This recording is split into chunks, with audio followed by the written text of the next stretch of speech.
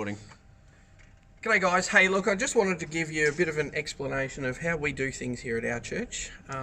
This is Pakenham Baptist. My name's Steve and we've been running our online services now for a couple of weeks or so. And well, we thought we'd give you a bit of a technical rundown and just show you some of the equipment and why and how we do things. So we'll start here with the computer at the main back of the desk, and I'll take this over and Mark's going to show you what we actually have going on. Hey guys, so we've got ProPresenter 5. It's not the latest, but it still works good for our system. So we've got ProPresenter 5 where we run a lot of the videos, and you can put on stills and stuff of just, slides you can make up for announcements, so on and so forth. So if you know ProPresenter, it's pretty good program. It's pretty powerful. You can just queue up things and it'll just go through, or you can just push play. Things will come up on your screen and so on and so forth.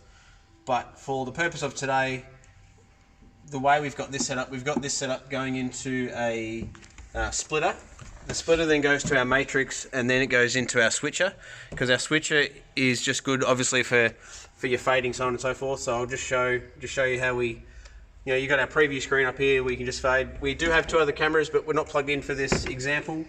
But then so coming back to the matrix, our matrix, we've got a 4 in 4 out. That works good for us because we send one feed to the projector, one feed to our preview screen. We've got another TV in the building.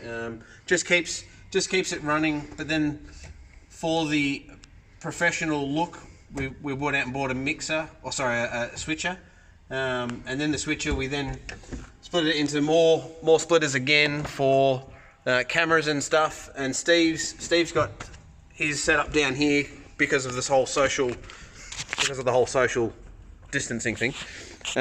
We've put Steve on the floor. We've got a camera up here, but we do have other cameras that we do spread out, in the other building around there and there, which is a far away from anyone. So Steve's then got... So let me go through what we've got here.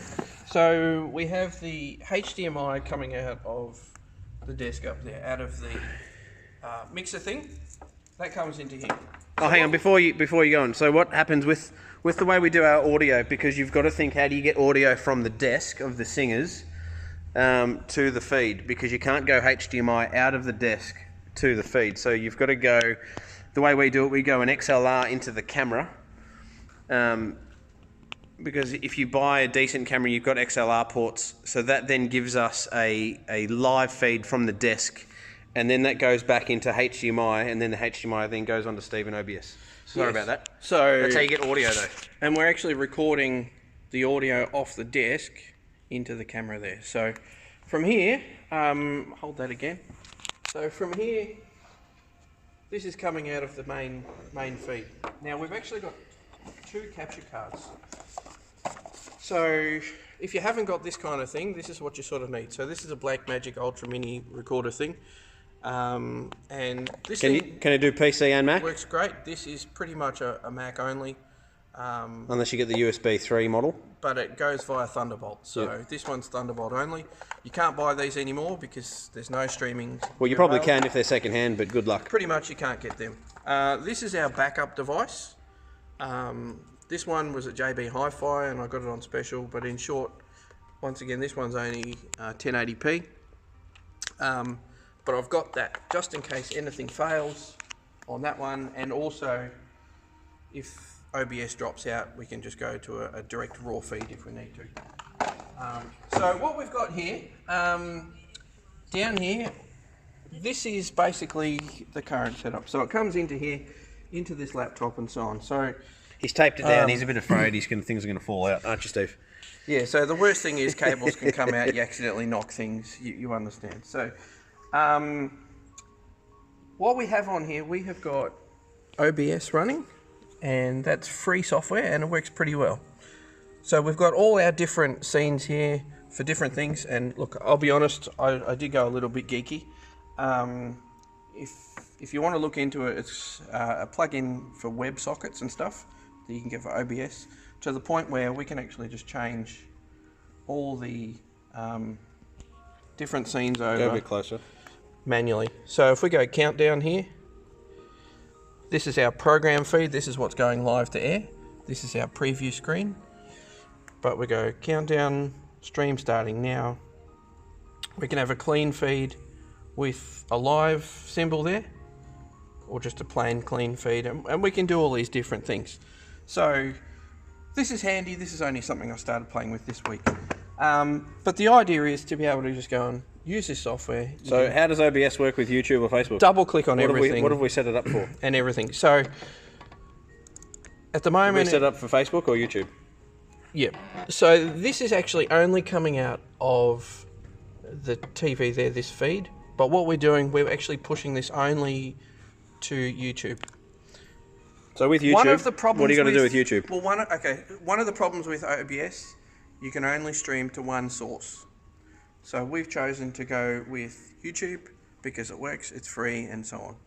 The only biggest problems we have are data limits of the upload speed in this building, which we're getting. It's fine. We're doing about 3500K up, and that gives us 720p.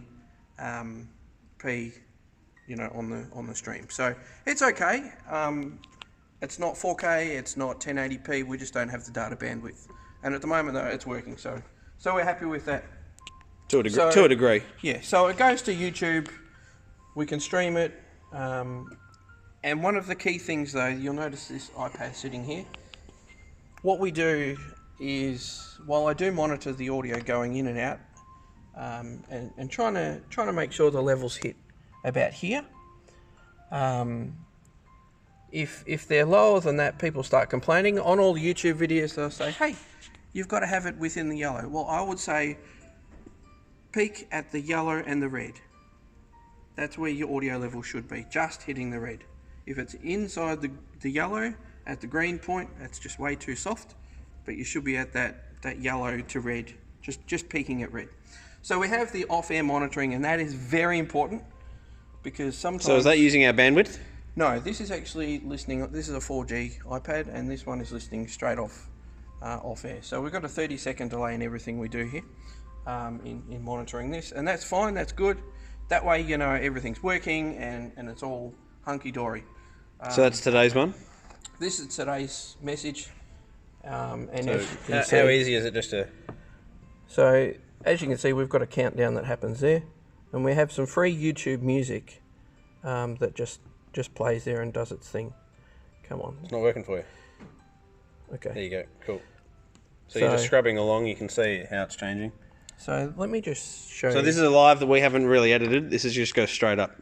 Without Christ, we have nothing. However, sitting right now there where you are today, So that's pretty if good you audio know for us. Christ personally, So one little You thing are we did, we literally added this little a live living symbol at the miracle. top, just for when because things are God live performed a miracle versus on your when life things are fully of recorded. truth, saying Or a in all pre-recorded message. simplicity, I am So the truth.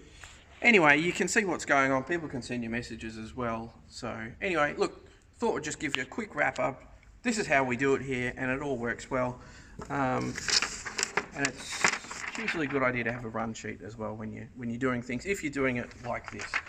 So good luck. If you have any questions, feel free to ask, and yeah. But that's just one way to do it, isn't We'll it? try and get help for you. So yeah, this is just one way of doing it. So anyway, catch you later.